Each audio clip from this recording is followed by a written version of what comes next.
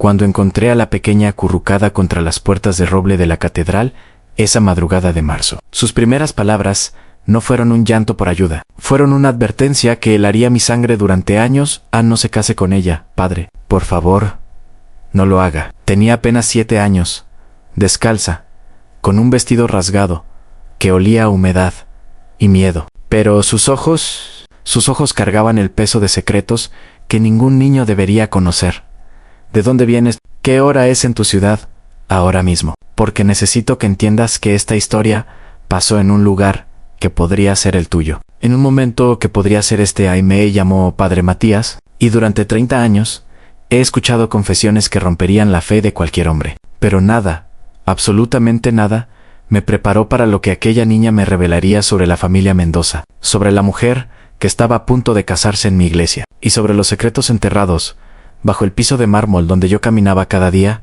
Era 15 de marzo. Recuerdo el frío cortante de esa madrugada porque me despertó antes del amanecer. Un viento inusual golpeaba las ventanas del claustro con furia, como si algo quisiera entrar o salir. A las 5 de la mañana, cuando bajé a abrir las puertas para la misa del alba, la encontré. Estaba sentada en el último escalón, abrazando sus rodillas, temblando, no de frío, sino de terror puro. Su cabello negro caía sobre su rostro como una cortina protectora, pero cuando levantó la mirada, vi algo que me dejó paralizado en determinación. Una determinación feroz que no pertenecía a una criatura tan pequeña. Padre, susurró con voz ronca, como si hubiera estado gritando durante horas, usted celebrará una boda mañana. La novia se llama Isabela Cortés. La conozco. Conozco lo que hizo, y si ese matrimonio se realiza, habrá más sangre, mucha más sangre. Mis manos temblaron al alcanzarle mi abrigo. Pequeña,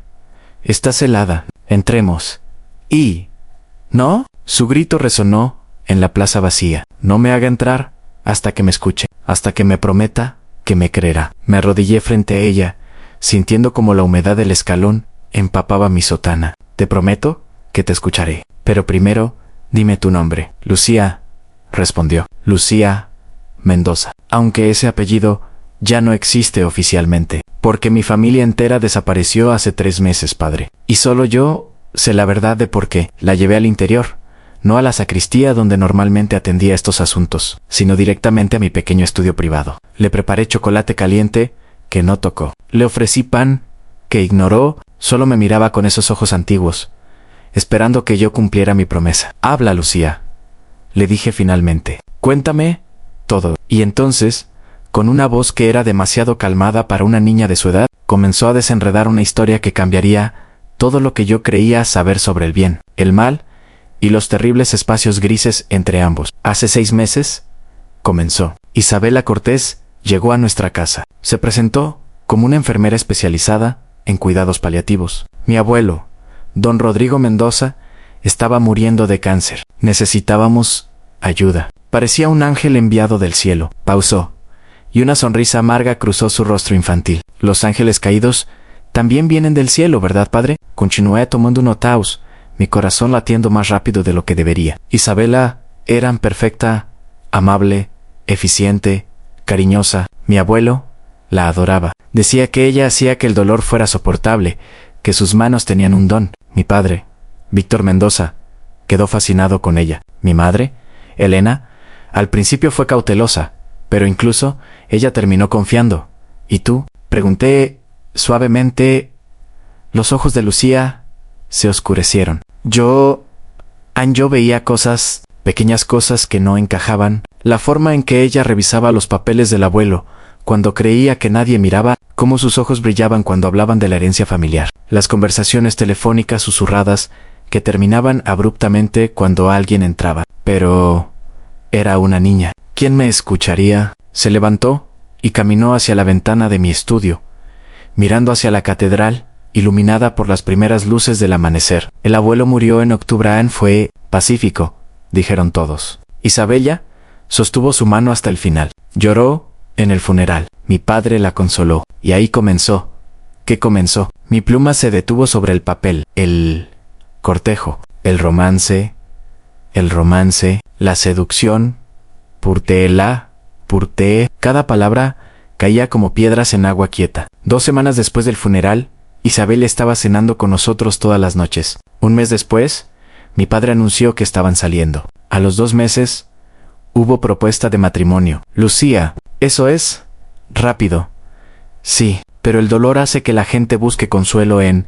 Mi madre desapareció 3 semanas después del compromiso. El aire abandonó mis pulmones. Salió a comprar provisiones una tarde de diciembre. Nunca regresó.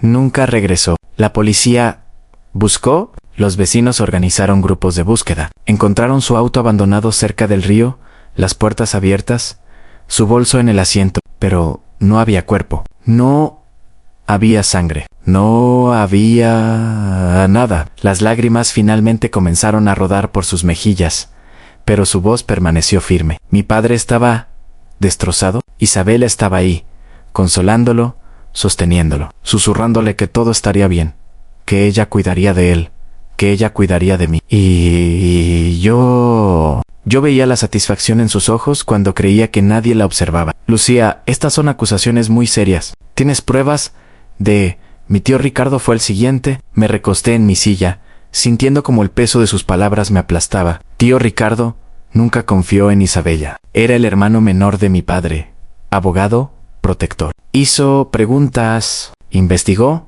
su pasado, encontró en inconsistencias.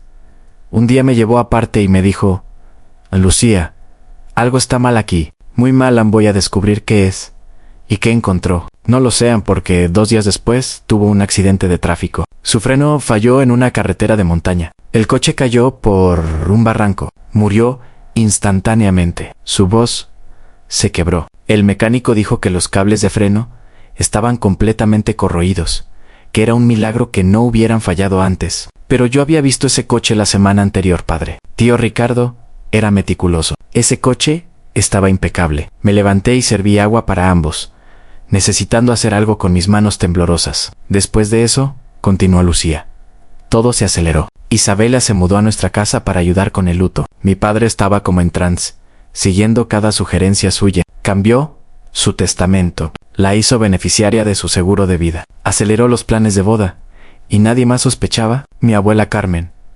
Sí, la madre de mi padre. Ella vino a quedarse con nosotros en enero. Confrontó a Isabela una noche. Yo escuché desde las escaleras. Abuela Carmen, le dijo, sé lo que eres, sé lo que estás haciendo. No permitiré que destruyas a esta familia. El silencio que siguió fue ensordecedor. Isabela respondió con una voz que nunca le había escuchado. Fría, sin emoción. Dijo: usted no va a permitir nada, señora Mendoza, porque usted ya no tiene poder aquí. Esta familia es mía. Ahora, 2 días después, mi abuela sufrió un derrame cerebral masivo. Los médicos dijeron que era de esperarse a su edad, con su presión arterial alta. Pero yo recordaba que la abuela había estado perfectamente bien, activa, lúcida, y recordaba ver a Isabela preparando el té de la abuela esa tarde. El té que solo ella tomaba. Las piezas comenzaban a formar un mosaico horrible en mi mente. Mi padre programó la boda para mañana, 16 de marzo. 16, dijo, porque era un número de buena suerte. Isabela sonrió y estuvo de acuerdo. Todo estaba preparado. El vestido, las flores, la recepción en el Salón Mayo era de nuestra propiedad.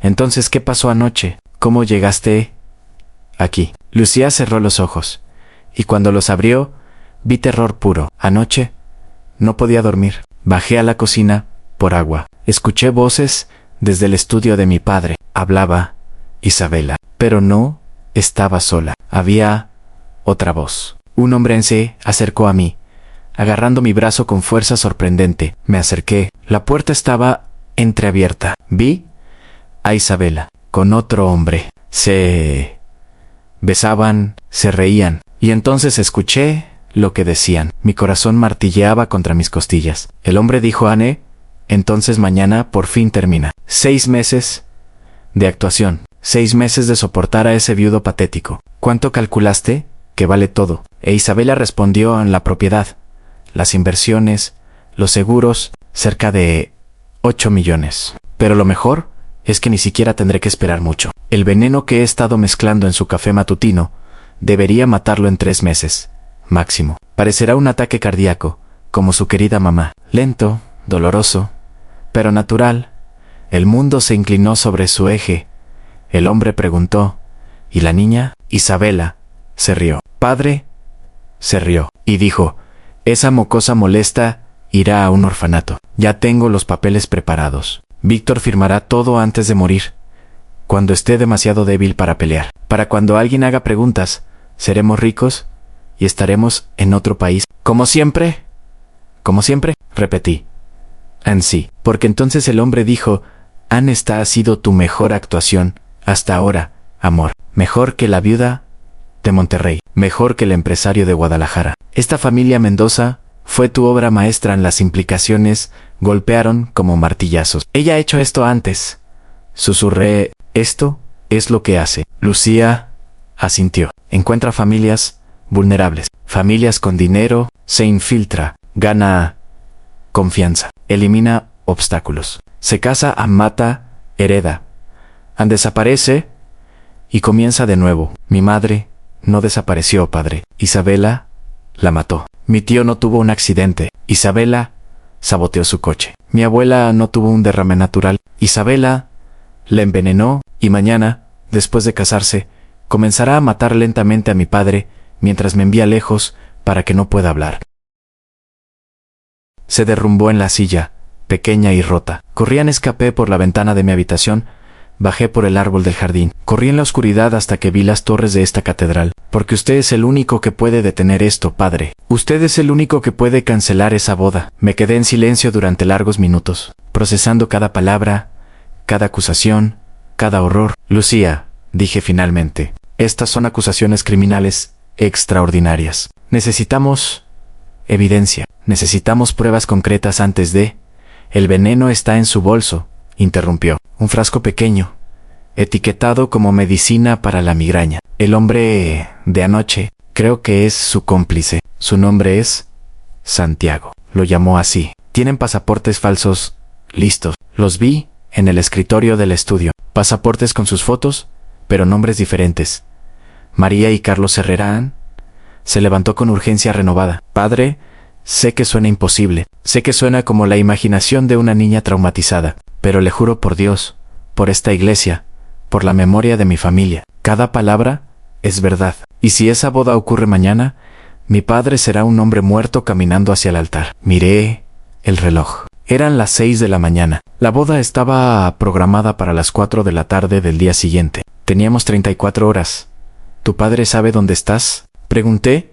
Negó con la cabeza. Probablemente Isabela le dirá que me escapé, que estoy trastornada por el duelo, que soy una niña problemática. Ya he estado plantando esas semillas durante semanas. Nadie me creerá, excepto usted. Tenía razón. Y la enormidad de la responsabilidad que acababa de caer sobre mis hombros amenazaba con aplastarme, pero entonces recordé por qué había tomado estos votos, por qué había dedicado mi vida a proteger a los vulnerables, a buscar la verdad, a luchar contra el mal, incluso cuando se disfrazaba con sonrisas hermosas y palabras suaves. Lucía, dije, tomando sus pequeñas manos entre las mías, voy a ayudarte. Voy a investigar cada palabra que me has dicho. Y si es verdad, Dios me ayude. Si es verdad, esa mujer no se casará en mi iglesia. ¿Te lo prometo? ¿Te lo prometo? La niña finalmente lloró. Lloró con el alivio de alguien que ha cargado un peso imposible durante demasiado tiempo. La abracé. Esta niña que había perdido todo excepto su coraje, y juré en silencio que no la fallaría. A las siguientes horas fueron un torbellino de acción calculada. Primero, llamé a un viejo amigo, el inspector Gómez, un detective de homicidios que me debía varios favores. Le conté la historia de Lucía, esperando escepticismo, quizás incluso risas. En cambio, hubo un largo silencio. Padre Matías dijo finalmente, ¿dijiste que el nombre de ella es Isabela Cortés? Sí. ¿Por qué? Porque ese nombre apareció en una investigación que cerré hace 2 años. Un caso no resuelto de Monterrey. Un viudo rico murió de un ataque cardíaco repentino, 6 meses después de casarse con su enfermera. Dejó todo a su nueva esposa, quien desapareció inmediatamente después. Su nombre era Isabela Cortés. A mi sangre se heló, pero no pudimos probar nada, continuó Gómez. Sin cuerpo, sin testigos, sin evidencia física, solo sospechas. Incluso revisamos su pasado, pero todo parecía limpio, demasiado limpio. Inspector, Esta niña dice que Isabela está usando identidades falsas, que tiene pasaportes preparados, que esto es un patrón. Entonces, necesitamos actuar rápido, pero necesitamos evidencia admisible. ¿Puedes conseguir ese frasco de veneno que la niña mencionó? Esa noche, usando conexiones que prefiero no detallar, organizamos una vigilancia discreta de la casa Mendoza. Lucía se quedó escondida en el convento adyacente, bajo el cuidado de la hermana Teresa, quien tenía experiencia protegiendo a niños en peligro. A las 11 de la noche, Isabella salió de la casa. La seguimos hasta un motel en las afueras de la ciudad. Allí se encontró con un hombre que coincidía con la descripción que Lucía había dado a Santiago. Los vimos a través de la ventana. Se besaban, reían, celebraban prematuramente. Y entonces, Isabella sacó un frasco de su bolso. Mañana mezclo la última dosis alta en su café, dijo, su voz clara a través del dispositivo de escucha que el inspector Gómez había colocado. En 3 meses estará muerto. Y nosotros estaremos en las Bahamas con 8 millones. Teníamos lo que necesitábamos. Pero el inspector Gómez quiso más. Si la arrestamos ahora, un buen abogado podría argumentar que era solo conversación, fantasía. Necesitamos atraparla en el acto. Así que diseñamos una trampa. El día de la boda llegó. Isabella se veía radiante con su vestido blanco. Una visión de inocencia falsa. Víctor Mendoza, el padre de Lucía, se veía débil pero feliz. Inconsciente de que estaba de pie junto a su asesina, yo oficié la ceremonia. Cada palabra ceniza en mi boca. Cuando llegó el momento de los votos, cuando pregunté si alguien conocía algún impedimento para este matrimonio, el inspector Gómez entró por las puertas de la catedral. Sí, dijo en voz alta, yo conozco un impedimento. La confusión explotó. Isabella palideció, pero mantuvo su compostura. Esta mujer, continuó el inspector, está siendo arrestada por intento de asesinato, fraude y sospecha de múltiples homicidios. Todo sucedió rápido. Entonces, Isabella intentó correr. Santiago, que había estado sentado entre los invitados, también intentó escapar. Ambos fueron detenidos en su bolso. Encontramos el frasco. Análisis posteriores confirmaron que contenía una cantidad letal de arsénico, mezclado para administración gradual, pero la evidencia más condenatoria vino de su teléfono, confiscado en el arresto. Mensajes detallando el plan completo, transferencias bancarias de cuentas bajo nombres falsos. Y lo más horrible, un archivo con notas sobre objetivos anteriores, que incluían 5 casos más, 5 familias destruidas, 5 víctimas que habían muerto creyendo que habían encontrado amor en Víctor Mendoza. Colapsó cuando le explicamos todo. El hombre, al que casi pierde, fue salvado solo por el coraje de su hija de 7 años. A Lucía fue traída de vuelta, y padre e hija se abrazaron en el pasillo de la catedral, rodeados de flores de boda, que ahora parecían decoraciones para un funeral que no ocurriría a Isabella Cortés, cuyo nombre real resultó ser Ana María Salazar. Fue condenada a 40 años de prisión. Santiago Rivera, su cómplice en 3 de los casos, recibió 25 años. Las investigaciones continúan 2 años después. Estoy sentado en mi estudio escribiendo esto, mirando por la ventana hacia los escalones donde encontré a Lucía, aquella madrugada fría. Ella vive ahora con su padre, quien se ha recuperado lentamente del envenenamiento gradual que no sabía que estaba sufriendo. Han vendido la casa llena de malos recuerdos y comenzado de nuevo. Lucía viene a visitarme cada mes, trayendo flores para el altar. Ya no la niña aterrorizada, sino una jovencita fuerte que salvó a su familia. Pero ¿sabes qué es lo que me mantiene despierto por las noches? Pensar en cuántas veces estuvo Isabela casi detenida y escapó. Cuántas veces la gente vio señales, pero las ignoró. Cuántas veces el mal se disfrazó tan perfectamente que fue invitado a sentarse a la mesa en Elena Mendoza. La madre de Lucía nunca fue encontrada. En algún lugar, esa mujer espera un entierro digno, justicia que llegó demasiado tarde para ella. Ricardo Mendoza, el tío que hizo demasiadas preguntas, fue enterrado creyendo que su muerte fue un accidente. Carmen Mendoza, la abuela que reconoció el peligro, fue envenenada mientras intentaba proteger a su familia ante 3 vidas perdidas. Y casi 2 más. Todo porque un monstruo aprendió a sonreír como un ángel. A la catedral está vacía ahora. Mientras escribo esto, es tarde. Las velas parpadean, creando sombras que bailan en las paredes de piedra. Y me pregunto, ¿cuántas personas están sentadas ahora mismo junto a monstruos sonrientes, sin saber que el peligro comparte su cama, su mesa, su vida? porque si Lucía no hubiera sido lo suficientemente valiente para correr en la oscuridad hacia estas puertas, si no hubiera confiado en que alguien la escucharía, si hubiera sido silenciada, ignorada, descartada como una niña traumatizada con demasiada imaginación, Isabela estaría libre, ahora rica, casando a su próxima familia. Y eso es lo que me aterra, no solo lo que pasó, sino lo que casi no se descubrió, los secretos que casi se llevaron a la tumba, las advertencias que casi nadie escuchó. A Lucía me dijo algo la semana pasada que todavía resuena en mi mente. Padre, dijo, con esa seriedad que nunca debería existir en alguien tan joven. ¿Cuántas otras niñas cree que están ahí afuera ahora mismo, sabiendo que algo está mal, pero sin tener a nadie que las escuche? No tuve respuesta. Todavía no la tengo. Lo que sí tengo es esto, una historia que necesita ser contada, una advertencia que necesita ser escuchada, un recordatorio de que el mal raramente llega con cuernos y cola. Generalmente llega con una sonrisa hermosa, palabras amables y una oferta de ayuda exactamente cuando más la necesitas.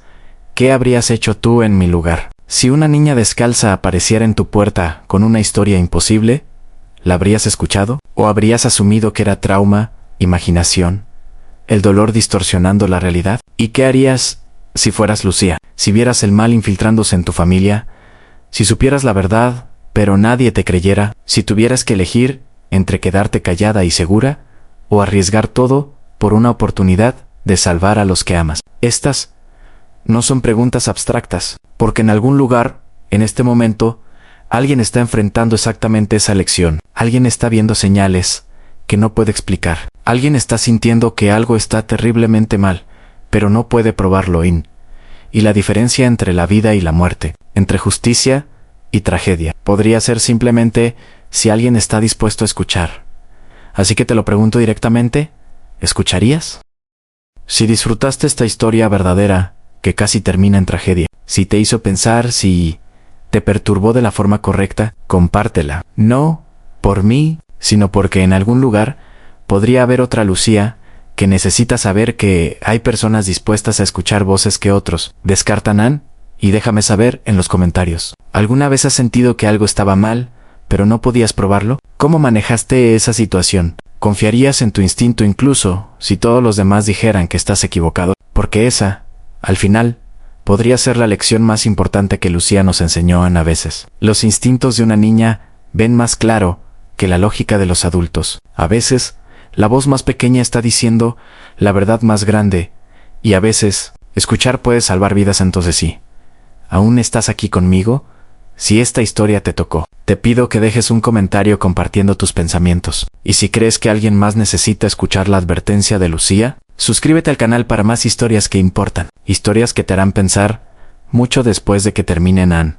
Porque las mejores historias no son las que nos entretienen y olvidamos. Son las que se quedan con nosotros, cambiándonos sutilmente, haciéndonos más sabios, más cuidadosos, más dispuestos a escuchar cuando alguien dice algo está mal aquí. Lucía tuvo el coraje de hablar. Yo tuve la gracia de escuchar. ¿Y tú?